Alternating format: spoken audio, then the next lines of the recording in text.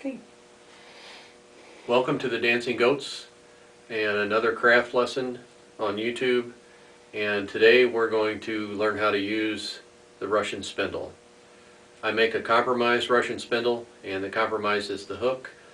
Many of my customers tell me that they are using these spindles for their train trips and bus rides in the big cities. And the nice thing about the Russian spindle is it's very compact. You don't have to have a lot of arm movement. It stays right in your lap.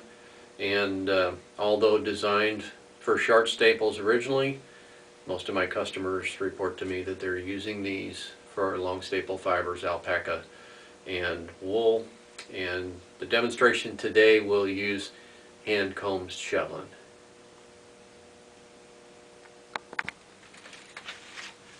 The Russian spindle is a bottom weighted spindle, and the center of gravity on most of the traditional Russians that I've seen runs about 7/8 down the shaft, somewhere in that neighborhood. I like to put a lot of style into the turning, and I call these a compromise Russian because they're not really a traditional Russian. The traditional Russian spindles have a very severe point, a very thin shaft, and I just don't like putting that fine of a point on a wood turning. I started making the Russian spindles with a hook as an experiment. They've been very popular, and I like them because I've tried to spin with the traditional Russian with the point. The traditional French spindles have a severe point. The Tibetan spindles have a severe point. The Navajo spindle also has a pretty severe point on the end. And it's a flicking point that acts and does the same thing that the great wheel does. So the flicking point is a way to spin.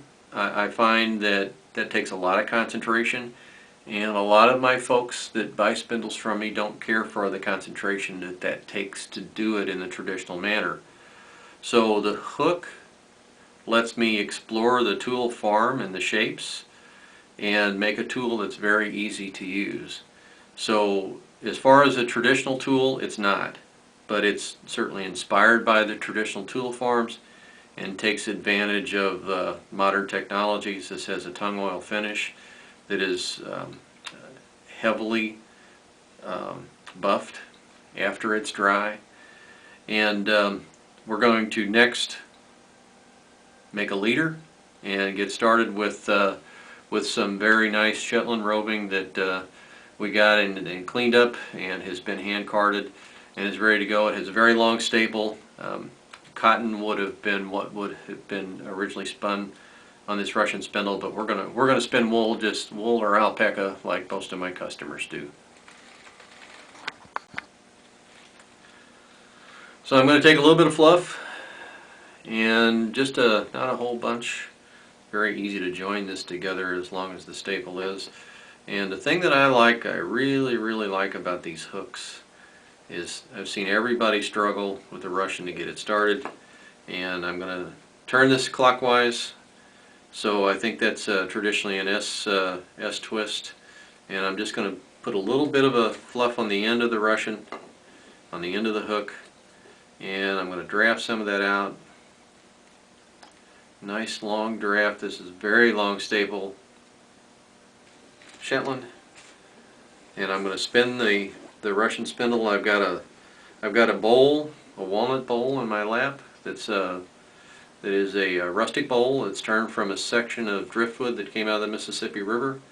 And as I spin this, I'm going to let the spindle fall over to the side just a little bit. So it's going to fall over to the side a bit, and that gives me enough tension that it acts a little bit like the drop spindle. And with this fiber, with the long staple Shetland,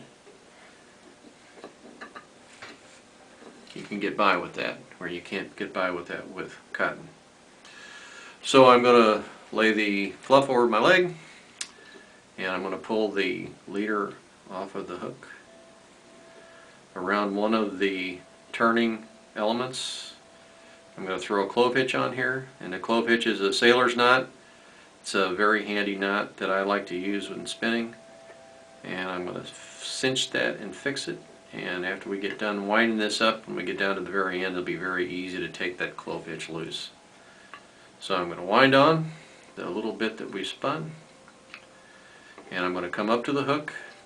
And with these hooks, I like to put 2 loops or even 3 around the hook, and that keeps the line from traveling up off of the area that you've already spun. So I'm going to put a draft in here, a very long staple, so I'm going to pull quite a bit. And I'm going to give the spindle a flip and let it go. And as I put more twist in there, just like with the drop spindle, I can go ahead and pull another draft, and the twist will travel very nicely on up into the draft. And as I get started here, as I go, I'm able to actually spin a very fine yarn, single ply, with this Russian spindle. So now I'm going to wrap on. So I take just turn it backwards, turn it counterclockwise to get the loops off the hook, and I'm going to wind on and put a couple loops back in the hook.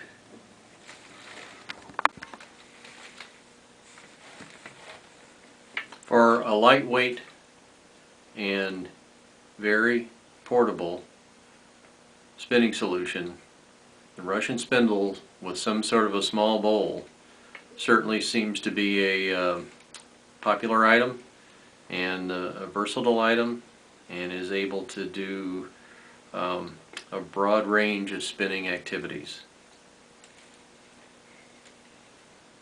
Spindle is about 1.5 ounces, and I find that the length runs anywhere, the popular lengths run anywhere from 8 to about 13 inches. Of course, the larger spindles are heavier, they're better for making craft yarns, and they will hold a lot of fiber. This spindle's in walnut, and the bowl is a piece of driftwood, and the bowl, of course, is merely decorative, where the spindle is spindle does the work. Cereal bowl or any other type of bowl will work fine. My customers seem to like a bowl that has a conical shaped bottom, and that kind of keeps the spindle in one place, and if the spindle doesn't wander, it doesn't lose a lot of its momentum and keeps spinning longer. Thanks for joining us this evening and watching another of our free lessons from the Dancing Goats. I hope that the instruction was informative and that it helps you to learn how to use our traditional folkways tools.